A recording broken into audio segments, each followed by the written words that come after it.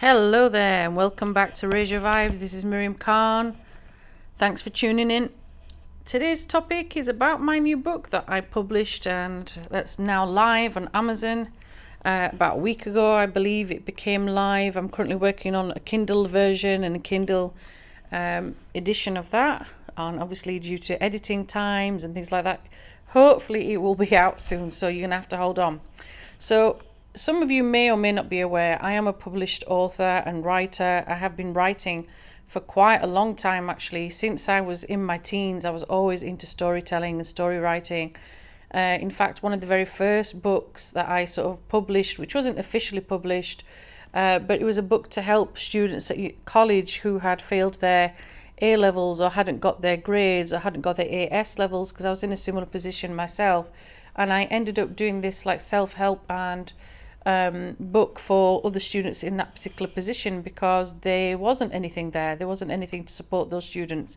I had also some poetry published prior to that in my teens.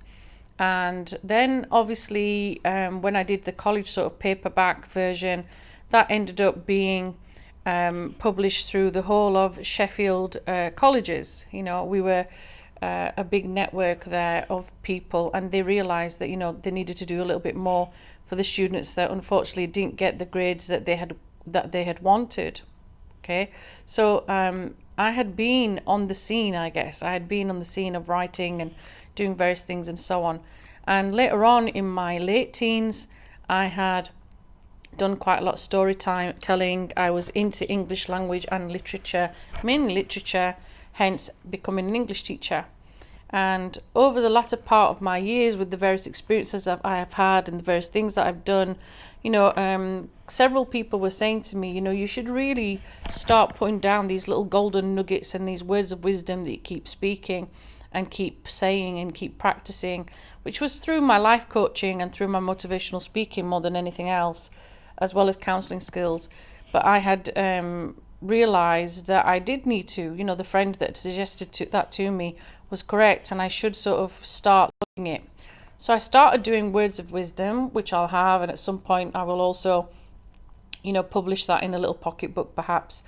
They are on my Instagram platform, and they are on my Facebook platform. Links I will provide down below in the feed. But it took a while for me to actually start writing other things too. And what I did last year during a lockdown situation was I actually pushed myself to write and write properly. And I ended up publishing my first book, which was like a drama, you know, a classroom sort of scene, and it's called Beyond the Classroom Gates. That's also on Amazon out there. Then I published another book not long after that, which was about key Afghanistani texts. It's something that was close to my heart, something that I had looked into when I had done my master's. And that particular text was quite revolutionary. I was talking about quite a lot of political themes, religious themes that are in key texts similar to my culture and similar to my traditions and similar to my faith. However, the book that I've recently just published, which is called Diary of Abuse by a Loved One, so far that has been the most difficult book that I have written. And I'm going to explain why. When you are a teacher, when you are a life coach, motivational speaker, when you're someone that has been a child protection officer and a safeguarding officer, so these are positions within education where you are protecting the most vulnerable, the most abused people within our society, children that are in and out of care, teenagers that are in and out of care. You are working with their families, you're working with their, you know, intrinsic aspects of what has been going on and what's been happening around them. You can't help but feel a sense of compassion and a sense of wanting to help these individuals get back on their feet again. And also when you have witnessed for a number of years, when you've been a counsellor, you've witnessed, you know, quite a lot of horrific things in your career, in your personal life. You've been in and out of situations when you've done home visits, or you've dealt with people from a personal level or from, you know, an intrinsic level or worky level, where you're dealing with quite a lot of cases of abuse and trauma. That it was a bit of a wake-up call that since COVID, it seems to have spiraled out of control.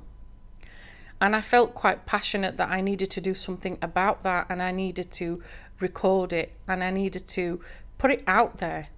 You know, there are different levels of abuse now. There's different levels of people facing different types of trauma. And some people are able to tell their story and some people are not. So what I'm going to do is read out the dedication I did at the start of the book, which hopefully might put it into a bit of context for those of you that may wish to read it. So here we go. To all the survivors of abuse out there, long may we continue to heal and be strong. Some of us stay where we are because we have no way out of our enclosed emotional, mental, physical, and spiritual prisons. Some of us have a torch shining on us now and again, showing us the escape routes to freedom and emancipation. And others build a successful escape runway and keep running from their past trauma, not looking back over their shoulders. Unfortunately, some of us are not alive to tell our tales of woe, and overcoming our pain with a heavy heart, I have to say some of us are not free within our minds. The memories and scars keep us prisoners forever, and some of us are able to move forward and heal others along the way. Wherever you are on your stage of abuse, just know that love and guidance is there. Try to reach out for it. Some of it starts from the inside, but we have to find that self-worth and self-love journey first before we can heal properly. Blessings to you on your road to recovery from abuse. Miriam Khan. So that was my dedication, because I knew that from the experience that I've had dealing with various types of abuse, that this particular scenario, this particular word has definitely expanded. And I go into it in a little bit more depth when I go into it in the preface. So here's the preface for you. Like I said, you can read the rest when you purchase the book, either through the Kindle version or through a paperback version through Amazon. Here's the preface. Abuse can happen to anyone, a woman, a man, or a child. It is not gender-based, nor is it ethnically or culturally based. Abuse is abuse, and in our current society of 2021, it appears to have grown and changed in how it is handled, or even on how it occurs within our community. This is an account of some of the issues that arise due to abuse and some of the experiences that people have faced firsthand due to this. Names, places, identities have been changed, but all of these diary accounts are from real life scenarios that I am familiar with in one way or another. Please remember, abuse does not need to necessarily have to be physical. It can be emotional, financial, psychological, sexual, discriminatory, organisational, or can even include modern slavery. You are not alone, and there is help out there for you. You just have to ask, which is often the hardest thing we can do for ourselves. When I was thinking of this particular idea, the different characters that I created, the different people, the different walks of life in my particular diary of abuse by a loved one, I was thinking of various people I had come across in the years of either teaching or counselling, friend-wise, personal experience. Understandably, quite a lot of that information I have kept to myself, and changed names, changed locations, changed identities, understandably, because as a counsellor you keep that information confidential. However, you use your imagination when you're a writer. You use the aspects of yourself that you're aware of, the familiarity. And we were always told with English, when I was at school myself, to always write from experience. Experience is your best teacher, and that is the best tool when you are becoming a writer. And it's something that I have really used to help home in and to think about all the different aspects of abuse that my book covers. I have various different characters that I've dedicated several chapters to, and each character, in the book of Diary of Abuse by a Loved One is facing quite a lot of challenges, quite a lot of discomfort, quite a lot of abuse that for some is intrinsically clearly abuse, and to some it's not. Some of it's coercively abuse. And that's one of the things that I wanted to tackle, in this book. I wanted to tackle all the different aspects that people have. I wanted to tackle all the different people that we have, that are facing abuse.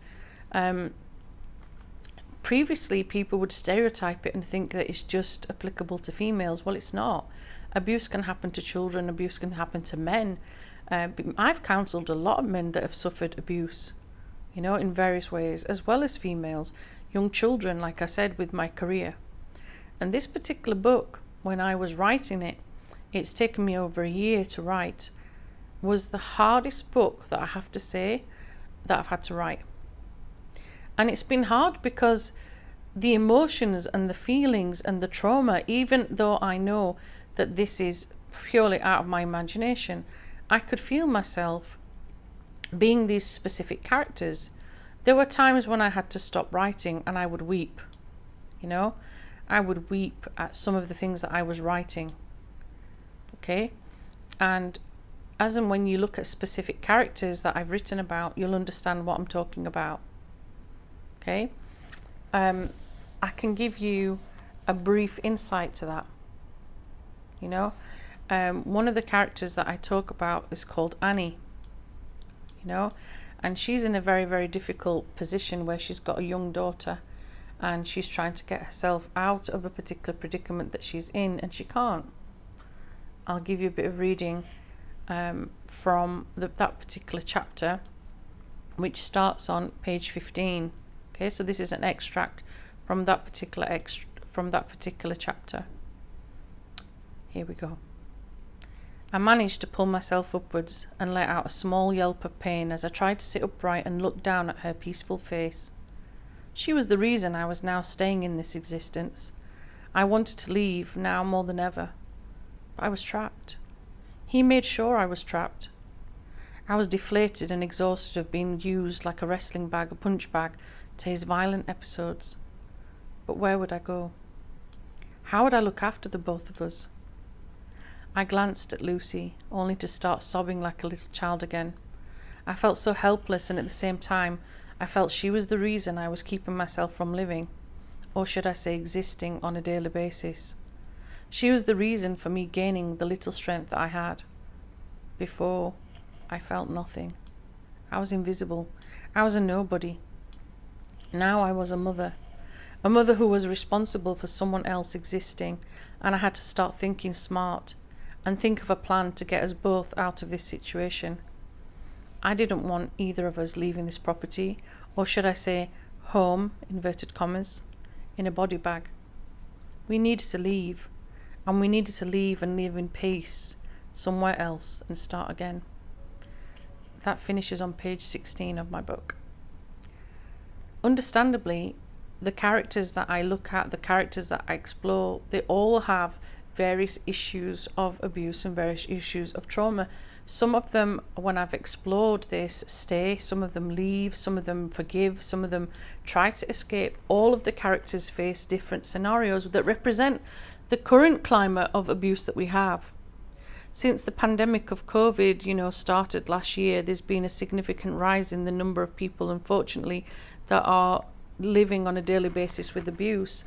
And one of the things that I personally had through my divorce, it triggered me, I guess, to make sure that I was raising my voice for some of the things that I had been silent about, some of the things that I had buried, some of the things that I had squashed so deeply, knowing full well that this wasn't right, that I was not worthy of this treatment, that I deserved better. But sometimes it's so painful, so hurtful, even as someone as smart as myself and knowledgeable as myself, someone experienced as myself, it's very, very difficult to voice out loud that you are also suffering from abuse, because again, like I said, there is so much stigma out there, there is so much judgmental people. There are people that will say to you, you should stay in that marriage, you should not divorce. And there are others that are forcing you to stay there because of financial means and financial reasons, or it could be that you're the one that's financially making the money But the trauma and the abuse, the mental abuse, is just far too exhilarating, that you haven't got the strength and you haven't got the energy to leave. And this is what makes it so difficult. A lot of my podcast recently has been about narcissism, and narcissism goes hand in hand with a lot of individuals that are on the abuse spectrum as well. From that special educational needs background that I have, you see quite a lot of people with mental health issues and mental health problems, and people that are inflicting pain upon others on purpose, or vice versa, and it's very hard. Like I said, this book definitely deals with those issues, and it does deal with some of the in-depth characters and their internal turmoil of trying to escape, of trying to move and be free, and trying to get out of the situation that they find themselves in. And like I said, often that is the most difficult. Often just voicing it can be extremely difficult. And it's the first step forward, but it's the most difficult one that we have to make. And there are times when, you'll see that quite a lot of people, when you're discussing the fact that it's a topic of abuse, they find it hard. They find it extremely difficult to just be able to ask for help, and sometimes there are scenarios where people will make sure that you stay broken and you stay in that, abuse state. And some people never get over it. And that's one of the reasons that I wrote this particular book. And I'm sure I'll be doing other topics like this, but it's very, very cathartic as well when you're writing it from, a point of view where you've come across these individuals. And don't get me wrong, it is extremely painful. There were times when certain chapters that I wrote were so mentally and physically draining for me as a writer, I had to stop. And I couldn't come back to finish the book because it was just too traumatic for me, and there are times when you are writing, you do come across, a bit of a block, I guess, and it stops you from writing until it's the right time. And then there are times when it just flows, So each of us will have this scenario where we are facing different aspects of trauma and abuse. We'll know different people as well that have faced that trauma and abuse as well. And it's about how we are compassionate towards them, hopefully, how we help them and how we support them, how we encourage them to grow and heal, and how we help them to move on. And some of us can't move on. You're forever scarred. You're forever holding on to this pain that this other individual has caused. But you also have pain within yourself, because you also have to acknowledge the fact that you've tolerated that pain and abuse. I'm not saying you have to place the blame on you. I'm saying that we all have to acknowledge our own part in that lack of empowerment or over-empowerment, where the ego and the id has sort of taken over. And that is definitely one of the things that my book does. It explores all the different dynamics of modern day abuse, and modern day trauma. And I'm doing more and more work this summer on CBT, which is cognitive behavioral therapy, and I'm making sure I'm staying up to date with the relevant theories and the relevant aspects of CBT, because that's what you use in counselling. There are other techniques, but these are aspects that people will come across and use. What do we do to move forward? How do we gain help? Well, in my book I do give the phone numbers of various charities and organizations that help and support people that are in this particular predicament. There's lots and lots of help out there. You can get in touch with your doctor if you're within the United Kingdom, that is, and you can ask for counselling. It is a long step, of course it is, but the fact is that you're actually voicing it and trying to get help is a big step. Speaking to loved ones, speaking to family, again, it's a tricky one, because some families will support you and some won't. And some of us keep repeating our same patterns and same behaviour issues, and sometimes we don't see a way out. We don't really have people that understand exactly what we're going through. They don't really get it. They don't understand how we have tried really hard to escape those particular scenarios, and they don't get the understanding that we have, voiced it, which for us was a big, massive thing. It's very hard to acknowledge to anybody that this is the pain I'm suffering, this is the abuse I'm suffering, and I need help. Like I said, these are the very, very, very first steps that we make, and those are the hardest, they're the most difficult, but they're the ones that help us to recovery. And some people will never understand why some people that suffer from different types of abuse keep going back and keep going back. They're often labelled as being weak, when actually they're quite strong for staying in that predicament and staying in that particular scenario, because it takes a strong person to be able to build up this resilience and build up this strength to stay there. They're not weak at all. Okay, the other person has deflated them and knocked them down, but they're not weak at all. And that's another thing that my book looks at. I've been doing some other podcasts recently with two writers. I'll put the details down in my feed, but there's two writers I have, two authors should I say, similar to myself, who've both done books on domestic abuse and narcissism, mainly narcissism. Alison Dagny and Maggie Petrarchi, both on my podcast show. We did some amazing podcasts where we tackled this topic of narcissistic abuse, and it's becoming more and more clear that more people are now writing about their experiences, as well as coaching, supporting, helping, loving, encouraging others to leave. And I guess that's something I'm doing as well, through my podcast and through my counselling, and through the work that I'm doing now, through the books that I'm publishing, and by speaking to you, whoever's tuning in and listening in. It's there because we must leave that area or place of help for someone else out there. You never know who could be tuning in, reading what you've written. They could be in a similar position, but they're just in a predicament where they think they're by themselves, and you're not. You really are not. We are, as a society, hiding all these issues. We're covering up for these abusive people as well, and we shouldn't do that, but we do. We really do. And it's a situation where we should try our very hardest to encourage people to speak up, and that in itself is the first step. It's not easy to say to someone, I'm struggling, I'm finding this hard, and that is the bit that is very, very, very, very painful for a lot of people to acknowledge and to move forward from. So if you know someone, if you are suffering from abuse, if you know someone who's suffering from abuse, or you just want something to read, please go ahead and read my book, because hopefully, it helps others. Hopefully it helps people to search beyond what they have at the moment, and it helps them to move forward. It helps them to gain a sense of pride, and maybe it helps someone to be strong. Please help others.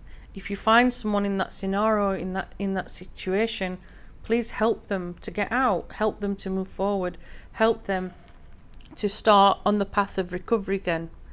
Don't leave them in a predicament where, unfortunately, as a last resort, God forbid, they're in a body bag.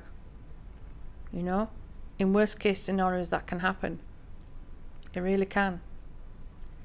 Please look out for each other. Step in, call the police, help a loved one out. Don't be judgmental. Give them positive praise. Even if it's just having a cup of tea with someone, help them. That's our duty. Definitely our duty to help others. Take care. Thank you for tuning in.